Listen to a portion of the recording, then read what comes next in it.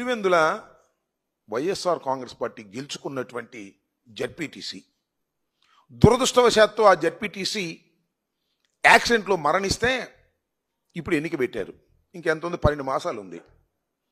ఈ ఎన్నికలో ఏదో ఒక విధంగా గెలవాలి. డబ్బు ఖర్చు పెట్టన్నా గెలవాలి, అధికార దుర్వినియోగం చేసి గెలవాలి, లేదా బెదిరించన్నా గెలవాలి అనేటువంటి ఉద్దేశంతో ఎంటైర్ పోలీస్ యంత్రాంగాన్ని అంతా కూడా పెట్టుకొని ఏదో ఒక విధంగా గెలవాలనేటువంటి తాపత్రయంతో చంద్రబాబు నాయుడు గారు ఎంతకు దిగజారిపోయారో చెప్పాల్సిన అవసరం లేదు. కొన్ని చోట్లయితే కొండెపి అనే జెడ్పీటీసీని వాళ్ళే గెలిచినట్టుగా ప్రకటించేసుకున్నారు బెదిరించేసి. ఈ విధంగా ఏదో ఒక విధంగా అక్కడ గెలవాలి. పులివెందుల్లో జగన్మోహన్ రెడ్డి గారి కాన్స్టిట్యున్సీలోనే మేము జెడ్పీటీసీని కైవశం చేసుకున్నాం అని ప్రగల్భాలు పలకాలనేటువంటి ఉద్దేశంతో ఎంత నీచానికి దిగజారుతున్నారంటే అంత నీచానికి దిగజారుతున్నారు. నిన్నైతే దారుణమైన సంఘటన, దాడి చేశారు. దాడి చేసి మా ఎమ్మెల్సీని, అదేవిధంగా వేల్పుల రాము అనే ఆయన, అదేవిధంగా రమేష్ యాదవ్, వీళ్ళిద్దరి మీద దాడి చేసి వాళ్ళిద్దరిని చంపేయాలని నిర్ణయించుకొని వెళ్ళారు. అదృష్టవశాత్తు బయటపడ్డారు.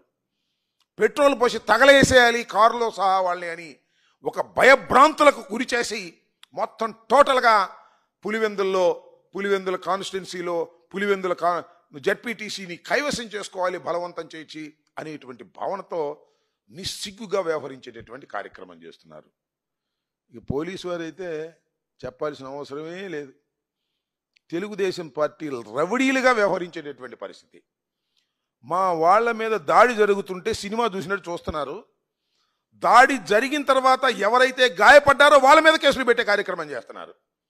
వేల్పుల రాము మీద, రామలింగారెడ్డి మీద ఎస్సీ ఎస్టీ కేసు పెట్టారండి. నిన్న చావు బతుకుల మధ్యన ఉన్నటువంటి ఆ వ్యక్తి మీద, వైఎస్ఆర్ కాంగ్రెస్ పార్టీ నాయకుడైనటువంటి వ్యక్తి మీద కేసు పెట్టారు. అంటే మమ్మల్ని కొట్టిన తర్వాత మా మీదే కేసులు పెట్టేటటువంటి కార్యక్రమం పోలీస్ యంత్రాంగం చేస్తున్నది. ఇక్కడ ఒక విచిత్రమైన విషయం చెప్తా.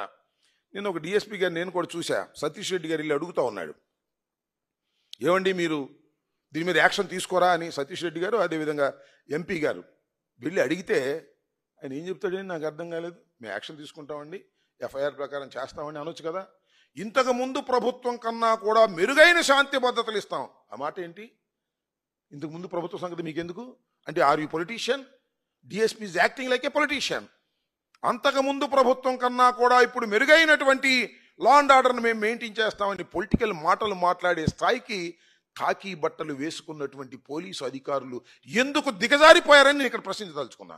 అంతేకాదు, కోయా ప్రవీణ్ కర్నూలు డిఐజీ గారు ఆయన ఏం మాట్లాడతాడండి?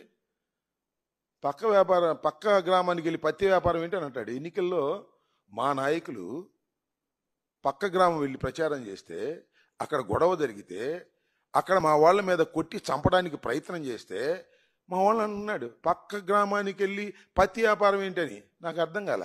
వైఎస్ఆర్ కాంగ్రెస్ పార్టీకి సంబంధించినటువంటి నాయకులు ఎన్నికలు జరుగుతున్నప్పుడు ఆ గ్రామానికి వెళ్ళి ప్రచారం చేస్తే తప్పెలా అవుతుందని అడుగుతా ఉన్నా. Who are you to question that? మీరు అక్కడ రక్షణ ఇవ్వాల్సినటువంటి బాధ్యత ఉంది, లా అండ్ ఆర్డర్ని కాపాడవలసినటువంటి బాధ్యత ఉంది. ఏం మాట్లాడతాడండి? పక్క గ్రామానికి వెళ్ళి పత్తి వ్యాపారం చేస్తే ఇలాంటి సంఘటనలే జరుగుతాయి. ఒకటి. రెండోది ఏమంటాడు? అసలు తలకాయలు తెగిపడిపోయాయి, మేము ఉండబట్టి తలకాయలు పగిలే వరకు ఆపాము. అంటే ఏంటి ఉద్దేశం? తలకాయలు పగిలే వరకు ఎలవ చేసి తలకాయలు లేపకోకుండా జాగ్రత్త చేశావా? ఇదేనా ఒక ఐపీఎస్ ఆఫీసర్ మాట్లాడవలసినటువంటి పని? ఇలాంటి తప్పుడు మాటలు మాట్లాడి చంద్రబాబు సంఖ కింద చేరి ఈ కోయా ప్రవీణ్ అనేటువంటి డిఐజీ ఐపీఎస్ ఆఫీసర్ ప్రవర్తిస్తూ ఉంటే ఇంకా లా అండ్ ఆర్డర్ ఏముంటుంది? మొత్తం పులివెందుల్లో తెలుగుదేశం పార్టీని గెలిపించి వైఎస్ఆర్ కాంగ్రెస్ పార్టీని ఓడించడానికి పోలీసులే బాధ్యత తీసుకున్నట్టుగా కనిపించడం లేదా అని అడుగుతా ఉన్నా.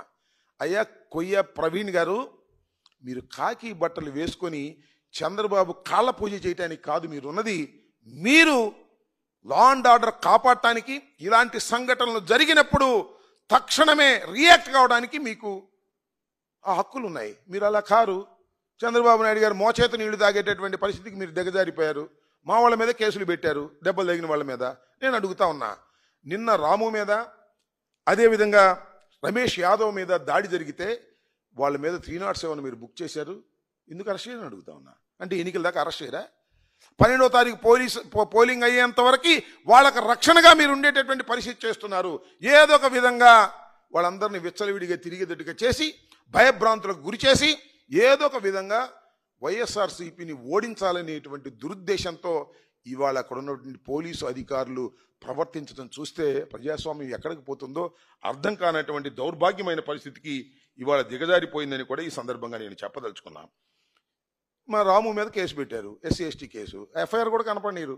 ముందుకెళ్ళి కోర్టులో ఏమన్నా మేము తీసుకుంటామేమోనని. అంటే ఎన్నికల రోజు వీళ్ళందరినీ కూడా కట్ చేసి పారేయాలి, ఎన్నికల రోజు వీళ్ళందరినీ అరెస్ట్ చేసేయాలి, అరెస్ట్ చేసేసి పోలింగ్కి ఎవరికి వెళ్ళకోకుండా భయాందోళన గురి చేయాలి, కేవలం తెలుగుదేశం పార్టీ వాళ్ళు మాత్రమే వెళ్ళి ఓట్లు వేసుకోవాలి అనేటటువంటి ఒక ప్రక్రియని, ఒక ఎజెండాని చంద్రబాబు నాయుడు గారి ఆదేశాల మేరకు పోలీసు యంత్రాంగం పనిచేస్తున్నది.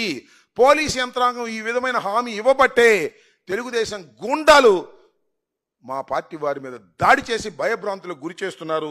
ఇది అప్రజాస్వామికమైనటువంటి విధానం.